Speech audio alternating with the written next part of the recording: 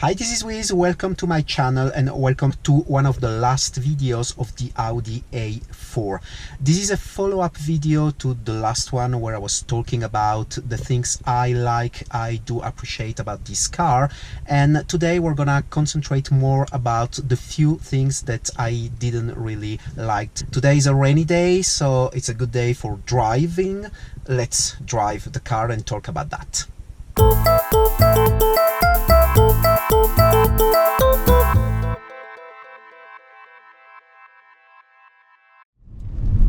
One of the things I don't really like into the Audi A4 and Audi in general is the drive mode on the gearbox. It is very slow and there is always a gap between the moment you press the throttle and the moment the engine actually responds to the command. So I'm driving now in drive and I accelerate, and it took like half a second for the engine to start accelerating after I pressed the throttle. Now I'm about to arrive at this roundabout, so I'm gonna go slowly. And I start accelerating now, and it's really not that much. I would say it's probably half a second, but it is really annoying. And if I go to sport mode, then the response is almost immediate. So this is something I don't really like and makes me drive constantly on sport settings in the gearbox. The second thing I don't really like in the Audi A4, and I say that several times in my past videos, is what I call the lack of emotions. The A4, especially this specific one with the upped stage 1 power upgrade and 302 horsepower, is a very quick car, but it lacks an exhaust sound and it lacks some emotions when you drive the car. It is very performant, it is very quick, but there is some things missing, especially for me. My recent cars were the Mercedes A45 AMG and then the Audi S3 with the upped stage 1 power upgrade. This is something I'm missing on this car. Like if I go now on manual, downshift to second gear, and I quickly accelerate,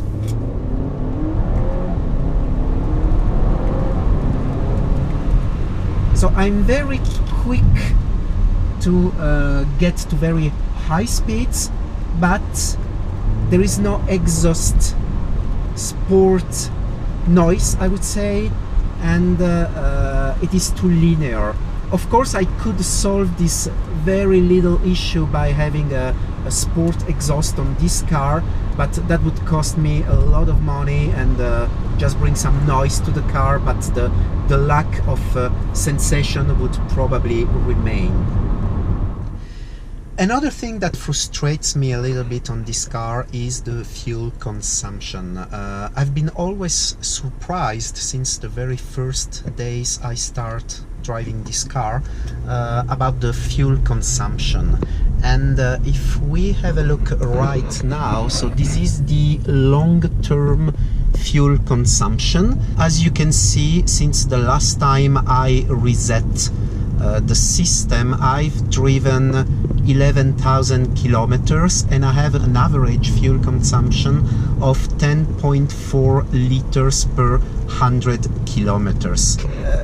What? My friend's M4 has the same, and this is not even a sport car. Despite the 302 horsepower, I mean, this is not the S4, it's not the RS4. I always found the fuel consumption being very high. Another thing that annoys me from time to time is some failures on the safety equipment.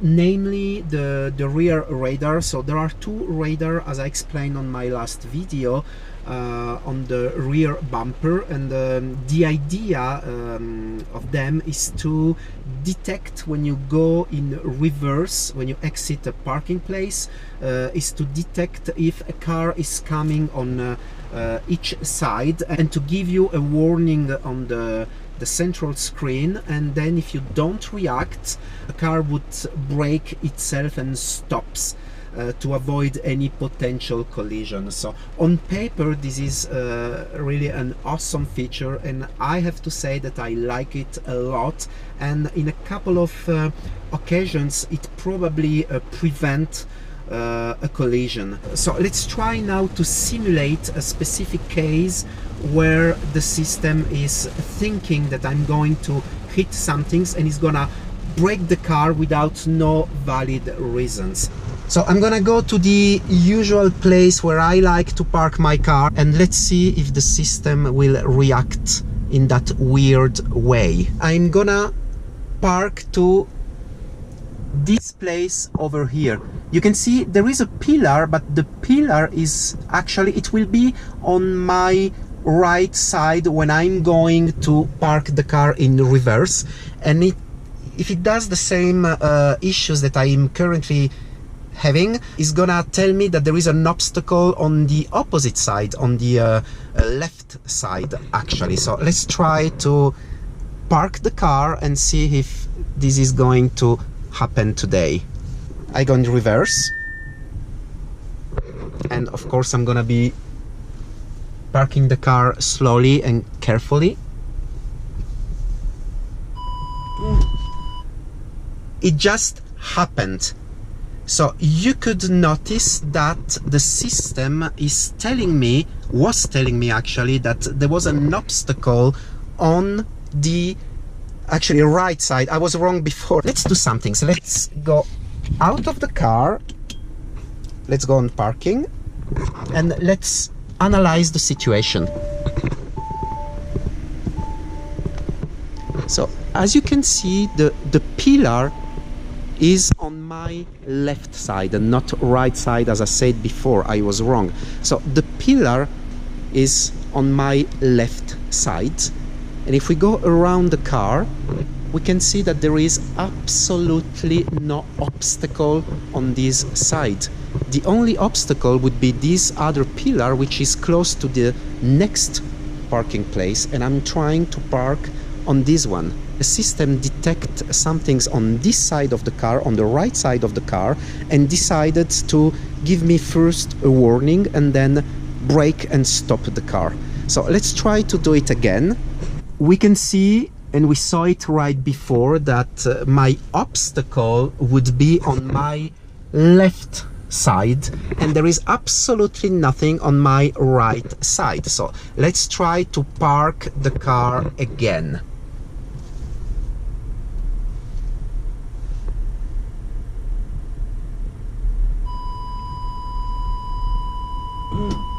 Again. So I'm not gonna move the car, I'm gonna leave it like it is, go on parking mode, and as you could see, it's still telling me that there is an obstacle on the left side of the car. So let's go out again, and again, as you can see, there is absolutely nothing. So basically the radar that is somewhere here underneath the rear bumper is telling me that there is an obstacle, and I wasn't close to the obstacle on the other side. So there was really some room for me to park the car very safely. So let's now, if I wanna now continue the maneuver, oops, meaning that if I wanna go in reverse and still say to myself that I have enough room to park the car, let's see what happened. So I'm going on reverse, and there you go. Then I can park the car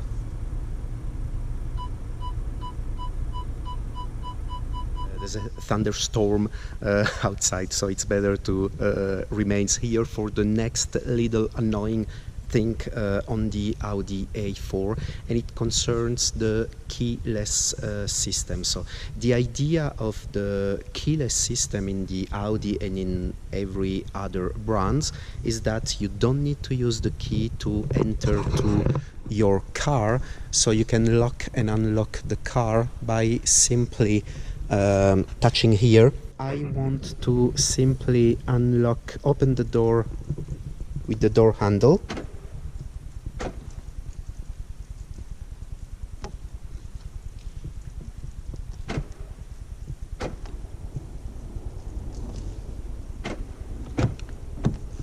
You can see that it's unlocking and locking right after. So sometimes it's a little bit hard to step into the car. We can summarize by saying that the keyless entry option on my Audi A4 works a bit in a random way. So let's see last time if it works. Let's put my key here, and now I wanna step into the car.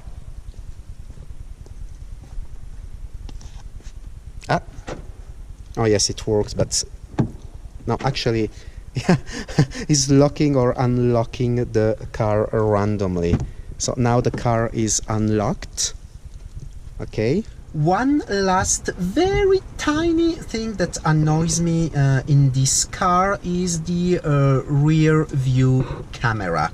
We're gonna do a test. We're gonna try to park the car in reverse between those two trucks. The image being so narrow, I really don't trust using only the rear camera to park the car. I'm always looking where I'm going by myself, I would say, because if you look only at the camera, I have the impression that I'm about to touch one of those two trucks, with which in real life is absolutely not the case, because as you can see here, and as you can see here, I have enough place. But look at this image. I mean, how can I trust this? Even if the lines here are telling me that I am into my spot, honestly, I don't feel I want to scratch my car.